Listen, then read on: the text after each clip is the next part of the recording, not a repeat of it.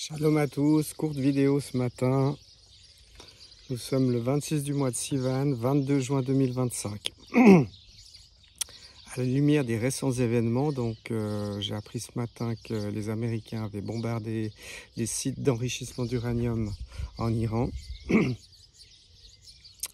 vais vous parler de cette opération que Tsahal a nommée Rising Lion, donc le lion ou la lionne qui se dresse.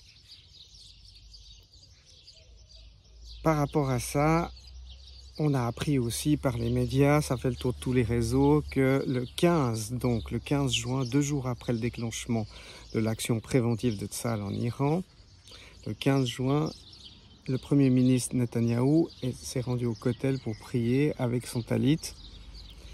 Et il a, comme il est de coutume, déposé un petit billet dans le mur.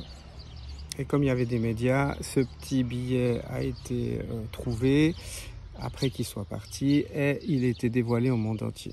Donc ce petit billet fait référence à la prophétie de Bilam qui parle dans Lion.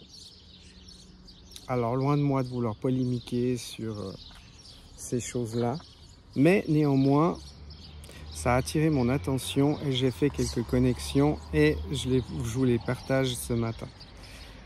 Donc sur ce petit billet, il est fait référence de Nombre 23, verset 24. Je vous le dis en hébreu. Ein am kelavi yakum vekari itnasa. Ce qui dit, c'est un peuple qui se lève comme une lionne et qui se dresse comme un lion. Voilà donc ce qui est sorti de la bouche du faux prophète Bilham. Et de prime abord, on se dit, bon, bah, c'est une bénédiction, c'est magnifique. Donc, il y a eu toutes sortes de polémiques, d'interprétations de pourquoi il avait mis ce verset au mur, etc. Moi, je ne veux pas rentrer là-dedans.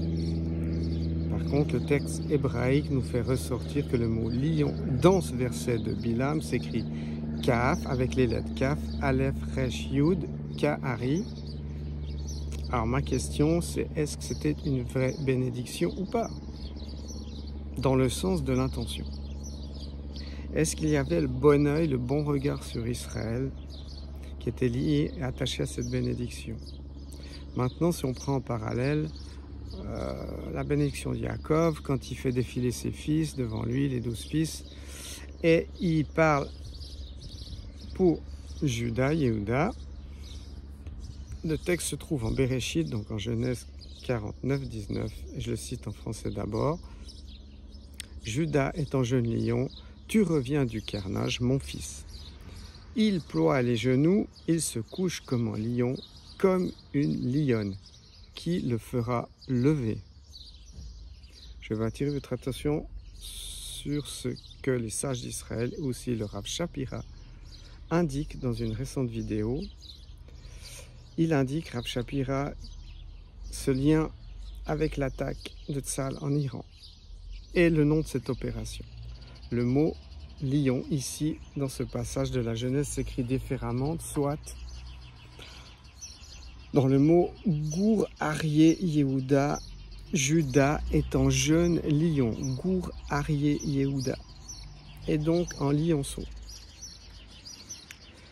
Rav Shapira nous indique ici et fait ressortir un décodage de la prophétie, car la lionne, il nous indique que c'est le peuple d'Israël. Et à ses côtés, effectivement, il y a les lionceaux. Et ceux-ci sont dotés d'une lettre supplémentaire, comme on le voit ici, Gour Aryeh. Et cette lettre supplémentaire n'apparaît pas dans la prophétie de Bilam. Donc là, il y a une grande différence.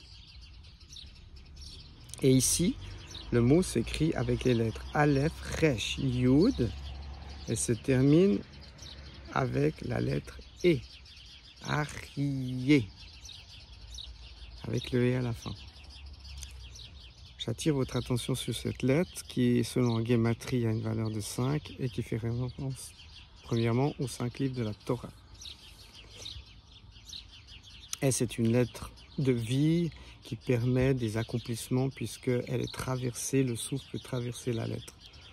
On le voit avec Abraham, Avram qui est devenu Avraham, donc cette fameuse lettre E qui était ajoutée, qui était posée par Hachem au milieu de son nom et qui évidemment lui a permis les engendrements évidemment l'accomplissement des plans divins et les générations des fils d'Abraham.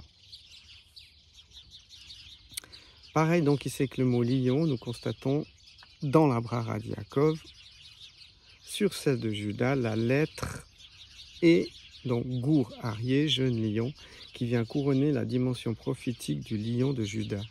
Cette dimension, on le sait tous, elle fait référence au roi Messie. Ce n'est pas le cas dans la bénédiction de Balaam, Bilam, qui bénit, c'est vrai, mais cette bénédiction ne porte pas la dimension du roi lion. C'est Ari et pas Arié, le Messie, fils de David. Et donc, le verset qu'a déposé Netanyahou au Kotel, c'est une bénédiction, certes, mais elle n'a pas la lettre E à la fin. Le lion ne comporte pas la lettre E à la fin, donc il n'y a pas la dimension de cette lettre dedans. Donc on pourrait dire que ça fait référence aux forces de Tsahal. Et c'est très bien. Il y a quelque chose qui doit être complété. Il y a quelque chose qui doit être complété pour Israël.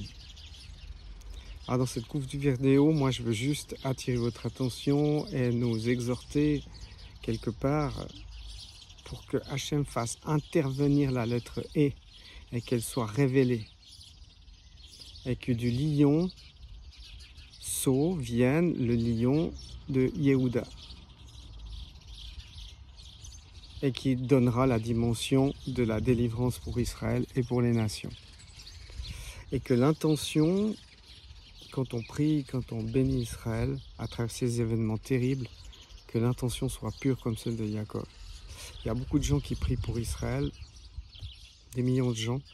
Je ne sais pas, je ne connais pas les intentions de tous, mais en tout cas pour nous, faisons attention que l'intention du cœur reste pure et qu'il n'y ait pas Negiyut Badavar, c'est-à-dire une intention cachée pour une autre chose, pour une chose qui est étrangère à Israël, qui ne serait pas dans le plan de la rédemption. Il est très important de prier pour cela.